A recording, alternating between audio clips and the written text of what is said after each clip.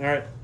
8-4 multi-step trigonometry problems. Where are we in our unit guide? Oh my goodness, 2 more lessons left. 8-4 and 8-5, and we're done with new stuff in this lesson. Today's the 28th of April, 2023. In terms of your guys' progress, by the way, yeah, go for it. I calculated it out. If you guys want a week to review for your finals, we have 15 days to learn new stuff. So we have this unit and then one more unit, and that's kind of it for geometry. So we've been doing pretty good. So we just need to like. We've been trying to learn. I feel like this final's gonna be. Yeah, we only have a little bit of new stuff to do. All right, we have example 1 already drawn, and we need to figure out that length right there. How are we going to do that? We have an angle. We need a side length. You always need one angle, one side length. We don't have a side length. If I find that side length or that side length, I can solve for x. I'm going to take a guess here and say that we're probably not going to be able to find this side length. We're probably going to only be able to find that side length. I'm making sure that you guys are understanding the logic. In order to find a side length, you need an angle and another side length. We are missing one of those side lengths. This one doesn't make sense to find. I want to find this one, so that's the one I want to find first. I'm going to call that one y. It's kind of the thing we do with Pythagorean. It is kind of the thing with Pythagorean theorem, where you have to figure out, okay, what's the pathway? So I'm going to go use an angle and a side length to find that side length, and once I have that side length, then I can use that angle and that side length to find the x. Claire. First things first, we gotta do SOHCAHTOA. First things first, SOHCAHTOA. How do we spell that? So. Z. S-O-H-C-A-O. C-O-A. C. SOHCAHTOA. Oh, H. A-H. Mentoa.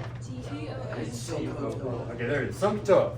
We got our first thing first. Okay, from this angle of reference, from that 49 degrees, we need to label A, O, and H. Raise your hand if you know one of them. Anatoli's got one of them.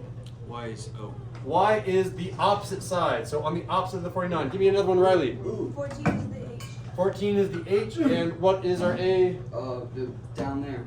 And we don't know anything about the A. So we don't know anything about A. That A and that A, we don't have any information. We only have a 14 of the thing we're trying to find. So I am forced to use an O and an H, this O and the H. So what trig function am I going to be using, Julie? What? Over H. O and H, which is the sine, cosine, or tangent. Square root of 4. Sine. All right, so I have sine. I'm going to set it up down here. S-I-N is how we abbreviate sine, and then inside of sine is our angle, which is what, Josue? 49. 49 degrees on the inside of that, and that is always going to be equal to O over H when I'm talking about sine. So what's our fraction to be set equal to, Eric? It's going to be Y over 14. Y over 14. And we want to solve for y. Right now y is being divided by 14. We have this set up. We just need to solve for the y. Riley, what do we do? Multiply 14 on the top and then multiply by 14 on that side. Multiply 14 on both sides, cross, cross, and this is where you guys, someone will help me. They have a calculator or Desmos ready to go. Uh-oh, no one has it ready to go. Someone tell me, what is 14 sine of 49? Because that is what y is equal to. I'm going to guess, because it's a weird angle, I'm going to have to say this is approximately equal to. Can you do the Riley looks like she's on it. Can you do this without a calculator? Yes, you can. You have a giant, this is back in the days where we didn't have calculators. You had this giant thick textbook that told you sine of 49, sine of 49.5, sine of 50, sine of 50.5, sine of 51. It was a giant index.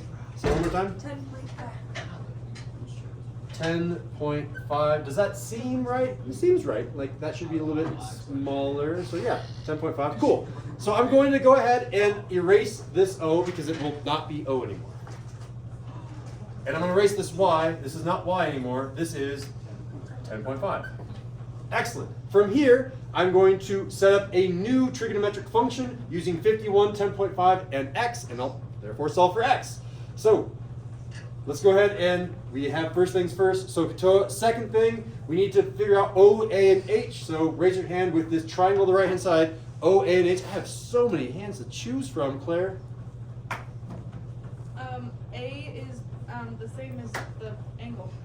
A is the same as the angle. This one or this one? The bottom one. Bottom one is A. So this is going to be my A down here. Who is another one? I've talked to Riley and Eric so many times. David, I haven't talked to you. Yo, David. David, I need an O or an H. On this right triangle, I need an O or an H. Where? Where does the H go? Me neither. I wasn't paying attention. Okay, well, you can analyze it now. You have this triangle on the right hand side. I have an A down here. There's my angle. Oh, it's 5 and then 51, right? Thank you. This one right here. That's an H. That is H. And Eric, by process of elimination, O. Wait, so always the same? It happened to be the same in that case. That won't always be the same. What if the angle is up there? Then my O and A would be flipped.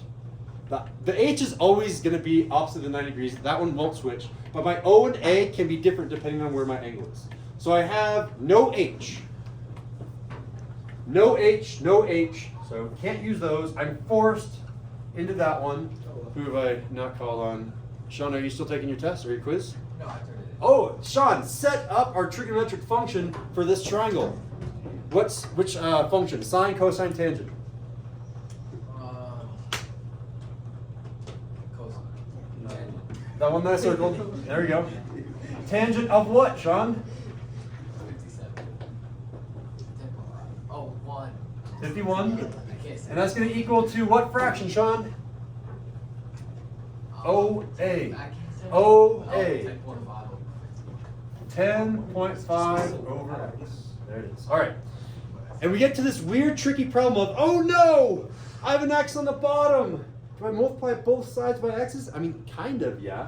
But really, we have a fraction equal to a fraction, and you can use a shortcut here. Riley's been so patient. Yes, Riley.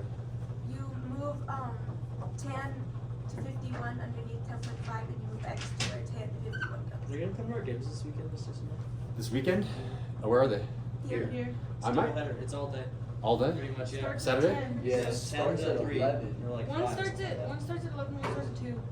Yeah, I'll try to here come. until like 6. I don't know what my plans are. 5. Yeah, we switch our diagonals. So this is going to be x over 1 or just x. And over here I have 10.5 divided by all of that tangent of 51. And Riley looks like she's on it. Look at her. This is going to be about... Answer. 8.5. Can I do another example?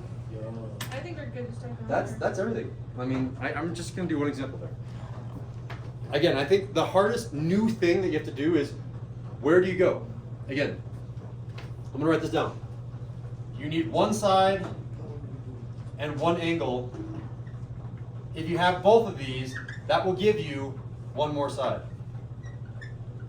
If you're missing one of these, you need to find that. Over here, I only had an angle with no side, and no side. So one side and one angle, one known side and one known angle will give you one more known side. All right. That's all I have. Let me get a quick fist five. With these multi-step problems, how do you feel? Seen a 4, a 5, a 5, a 1, a 5, a 5, a 5, 5, 4, and a 3. All right, mix. We're done?